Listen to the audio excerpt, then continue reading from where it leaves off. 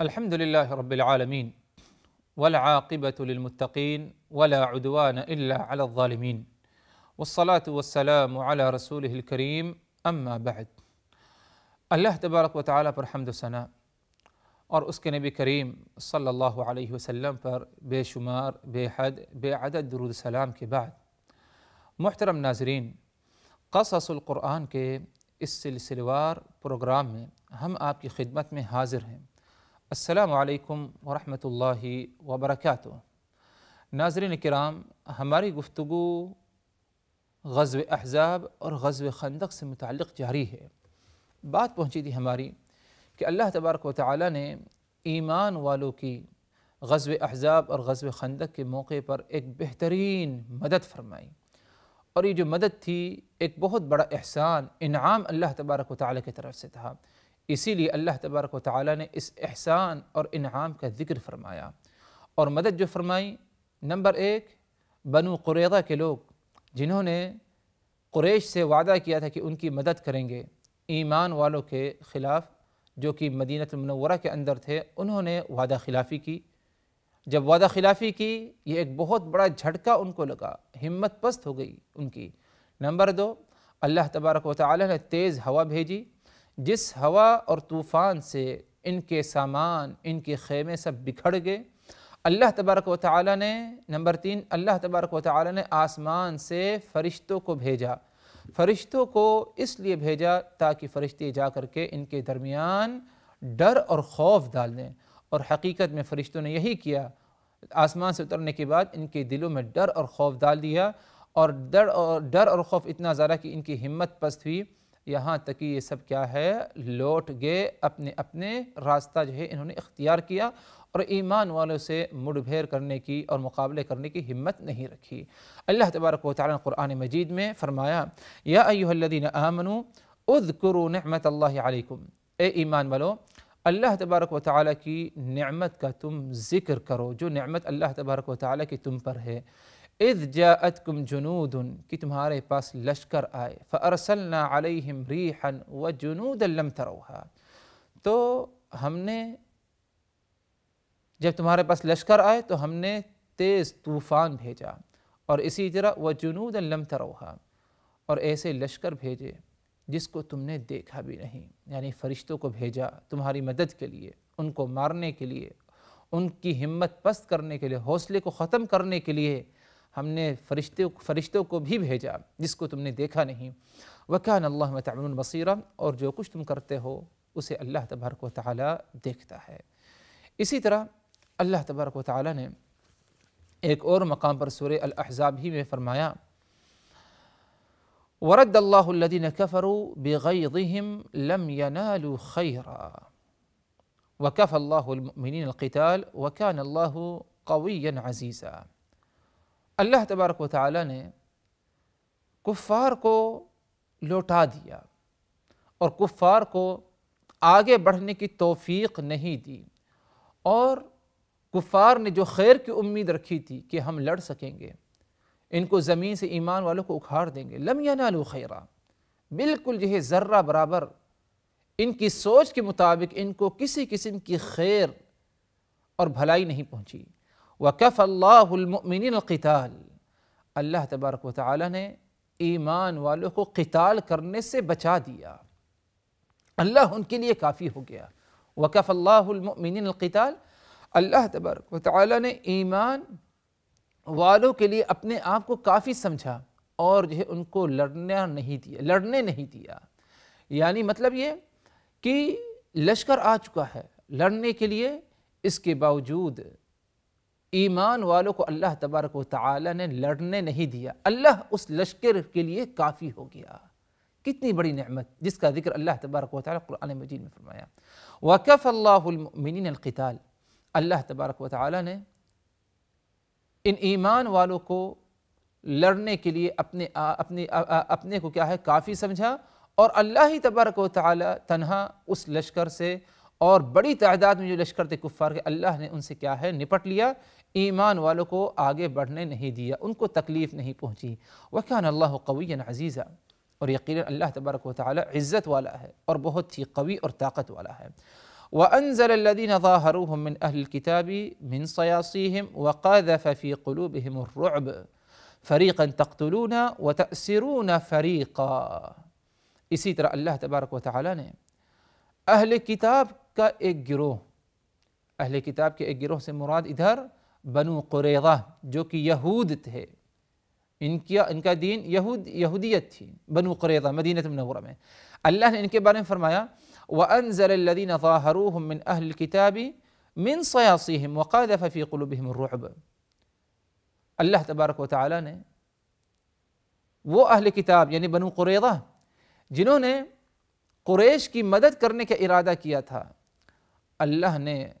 ان کو بھی ذلیل اور خوار کیا، ضائع کیا،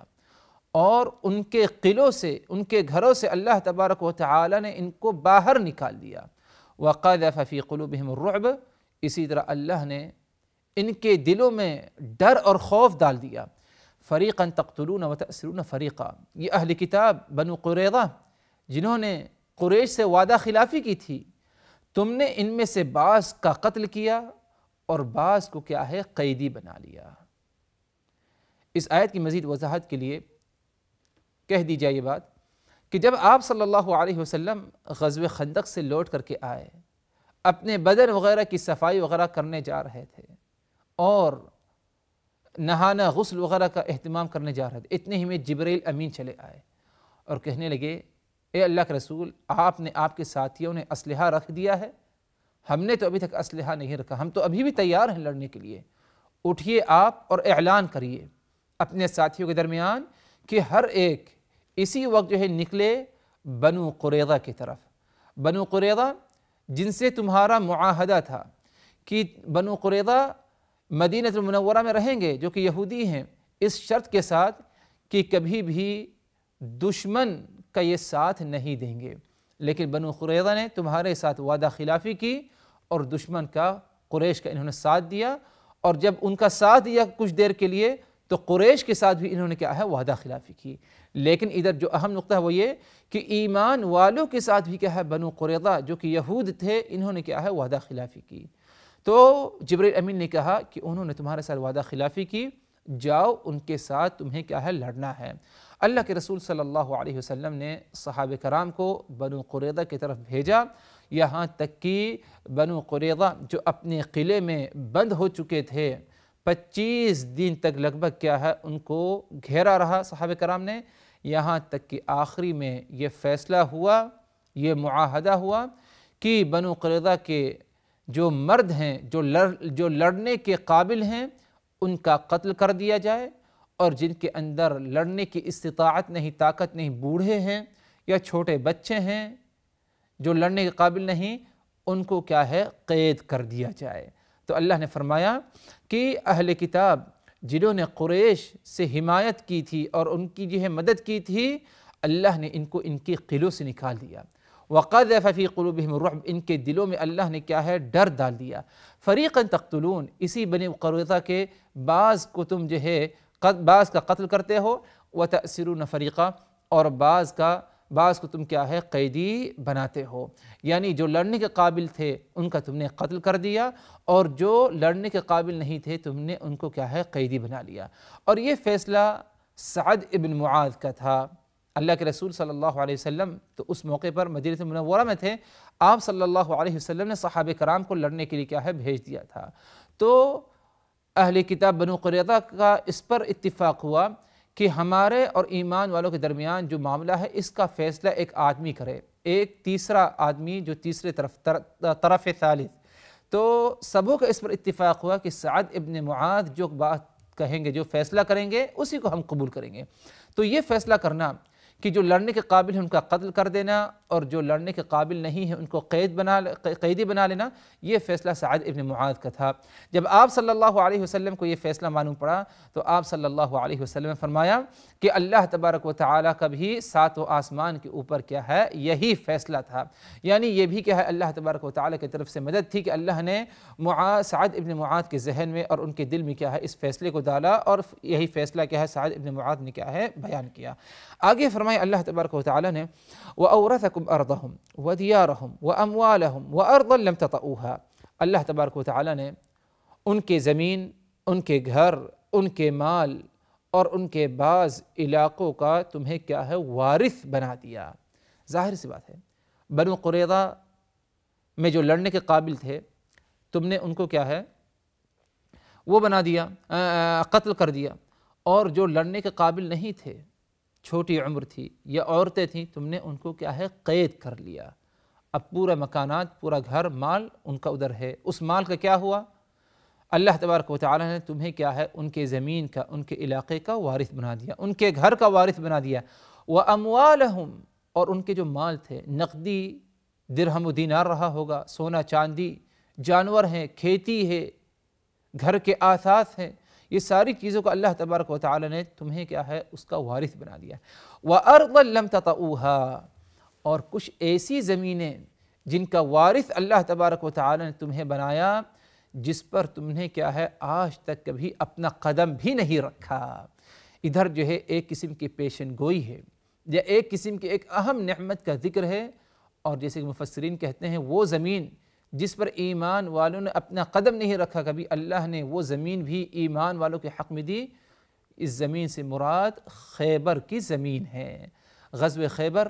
کے موقع پر زمینیں کیا ہے ایمان والوں کی ہاتھ میں آ گئی تھی، اور کیا ہے اس پر قابض ہوئے، اور جسے کہتے ہیں کہ ایسی زمین تھی کہ کبھی ایمان والوں نے ادھر قدم بھی نہیں رکھا تھا۔ تو اللہ تبارک و تعالی نے اس نعمت کا بھی ذکر ادھر کیا۔ آگے فرمائے اللہ تبارک و تعالی نے وَكَانَ اللَّهُ عَلَى كُلِّ شَيْءٍ قَدِيرًا، یقیناً اللہ تبارک و تعالی ہر چیز پر کیا ہے قدرت اور طاقت رکھنے والا ہے۔ یعنی تم لشکر ایک، اور تم نے غزوہ خندق کے موقع پر خندق کی کھدائی کتنی محنت کی، آگے جو ہے بڑی تعداد میں لشکر تم سے لڑنے کے لیے آئے تھے، لیکن اس کے باوجود اللہ تبارک و تعالی نے تم کو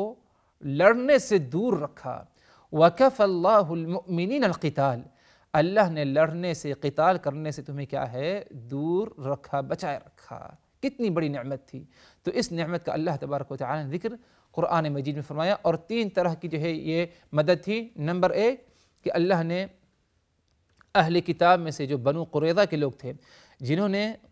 مسلمانوں کے ساتھ غداری کی اور قریش کے ساتھ مدد کرنے کا وعدہ کیا، تو آگے چل کر قریش نے بھی ان کے ساتھ کیا ہے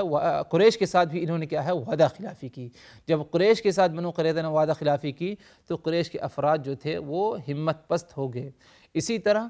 اللہ تبارک و تعالی نے آسمان سے طوفان بطور عذاب جو ہے نازل کیا، اور ایسا طوفان، ایسی تیز ہوا کہ جس سے ان کے مال اور ان کا لشکر سب بکھر گیا، خیمے ٹوٹ گئے، پتیلے، دیگ وغیرہ جو سب تھے سب الٹ گئے، کھانا سب ضائع ہو گیا۔ تو آگے ہمت ان کی پست ہوئی، سب لوٹنے کے تیار کیے۔ نمبر تین، اللہ تبارک و تعالی نے آسمان سے فرشتوں کو بھیجا۔ فرشتوں کا کام یہ تھا کہ ان کے درمیان، ان کے دلوں میں ڈر اور خوف ڈال دیا جائے، دہشت ڈال دی جائے، ان کی ہمت، ان کے حوصلوں کو پست کر دیا جائے۔ جب یہ معاملہ پیش آیا تو یہ کفار کیا ہے لوٹ گئے، اور اللہ تبارک و تعالی نے وَكَفَى اللَّهُ الْمُؤْمِنِينَ الْقِتَالَ، اللہ تبارک و تعالی نے ایمان والوں کو قتال کرنے سے، لڑنے سے کیا ہے بچایا، اور ان کو قتال کرنے کی بھی کیا ہے ضرورت نہیں پڑی۔ یہ حضرات غزوہ خندق اور غزوہ احزاب، جو کہ اگر دیکھا جائے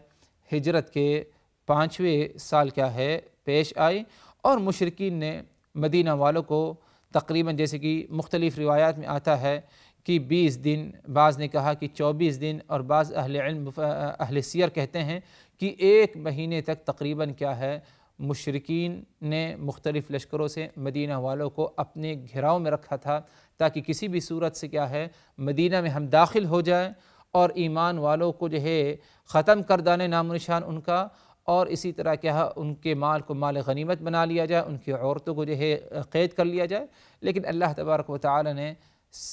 کسی بھی قسم کی ان کی جو سازش تھی اللہ نے ان کی کامیاب نہیں کیا، اور اللہ نے کیا ہے وَكَفَى اللَّهُ الْمُؤْمِنِينَ الْقِتَالَ، ایمان والوں کو اللہ تبارک و تعالی نے لڑنے سے بچائے رکھا، اللہ خود جو ہے ان کے لیے کیا ہے کافی ہو گیا۔ یقیناً حضرات اس غزوے میں، غزوہ احزاب میں بہت کچھ جو ہے عبرت، نصیحت اور اسباق ہمیں ملتے ہیں، ہمیں انہیں کیا ہے ہمیشہ اپنے ذہن میں رکھنا چاہیے۔ مثال کے طور پر چند کا ذکر کر دیا جائے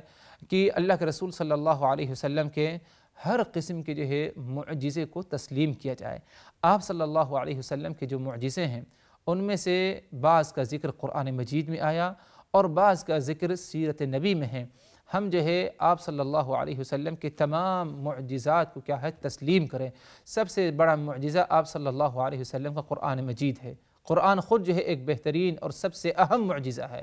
اس کو ہم تسلیم کرتے ہیں۔ اسی طرح قرآن مجید میں اور بھی دوسرے آپ صلی اللہ علیہ وسلم کو معجزات کا ذکر ہے۔ اسی طرح احادیث میں، سیرت میں آپ صلی اللہ علیہ وسلم کے مختلف معجزات کا ذکر ہے۔ تمام معجزات کو ہمیں کیا ہے تسلیم کرنا چاہیے، ان پر کیا ہے ایمان لانا چاہیے۔ غزوہ احزاب، غزوہ خندق کے موقع پر ایک بہت ہی اہم معجزہ جو پیش آیا، جیسے کہ آپ حضرات کو یاد ہوگا، بات گزر چکی ہے کہ آپ صلی اللہ علیہ وسلم کو کھانے کے لیے بلایا گیا کہ آپ آ جائیں اور زیادہ زیادہ 1-2 لوگ آپ کے ساتھ آ جائیں۔ اتنا ہی مقدار کا کھانا بنوایا تھا صحابی نے اپنے گھر میں، لیکن آپ صلی اللہ علیہ وسلم نے صحابہ کرام کی ایک بڑی جماعت کو اپنے ساتھ لے آئے، اور جو میزبان تھے حضرت جابر تھے، دیکھ کر گھبرا اٹھے، عورت گھبرا اٹھی۔ لیکن آپ صلی اللہ علیہ وسلم کا معجزہ ایسا تھا کہ آپ صلی اللہ علیہ وسلم نے جب نگرانی فرمائی کھانے کی، کھانا نکلوانے کی، تو تمام جو ہے صحابہ کرام کو یہ کھانا جو ہے پورا ہو گیا، کافی ہو گیا، بلکہ بچ گیا۔ بعد میں کیا ہے ضرورت مندوں کو کیا ہے بانٹنا پڑا۔ حالانکہ کھانا قلیل تعداد 3-4 افراد کے لیے بنا تھا، لیکن بڑی تعداد میں صحابہ کرام نے کیا ہے آسودہ ہو کر کے کھایا، اور جو ہے یہ بھی ایک بہت بڑی نعمت اللہ تبارک و تعالیٰ کی طرف سے ایمان والوں کے لیے تھی کہ اللہ تبارک و تعالیٰ نے ان کے کھانے پینے کا انتظام کیا۔ اور اسی طرح رسول اللہ صلی اللہ علیہ وسلم کا یہ ایک بہترین کیا ہے معجزہ بھی تھا۔ اور بھی دوسرے جو ہے بہت سارے اسباق، دروس عبر پائے جاتے ہیں، لیکن ان تمام کا اگر دیکھا جائے حضرات تو ضمناً ذکر ہو چکا ہے۔ ہم یہی کہیں گے کہ الہ امین اس غزوے میں جو کچھ پایا گیا ہمارے لیے عبرت، نصیحت، سبق، اے اللہ تعالیٰ ان تمام باتوں کو ہمیں سمجھنے کی توفیق دے، ان پر عمل کرنے کی توفیق دے، اور اسی طرح دوسروں کو یہ باتیں سکھانے کی بھی توفیق دے۔ اسی پر حضرات غزوہ احزاب، غزوہ خندق سے متعلق جو ہماری گفتگو بات چیت ختم ہوتی ہے، اور اللہ تعالیٰ سے دعا کرتے ہوئے رخصت کرتے ہیں کہ الہ العامین ہم نے جو کچھ کہا ہے، سنا ہے، اس غزوے سے متعلق ان تمام باتوں کو اچھی طرح سمجھنے کی، یاد رکھنے کی، عبرت و نصیحت سبق حاصل کرنے کی ہمیں توفیق دے۔ وآخر دعوانا ان الحمد للہ رب العالمین، والسلام علیکم ورحمۃ اللہ وبرکاتہ۔ لقد كان في قصصهم عبرة لأولي الألباب ما كان حديثا يفترى ولكن تصديق الذي بين يديه وتفصيل كل شيء وهدى ورحمة لقوم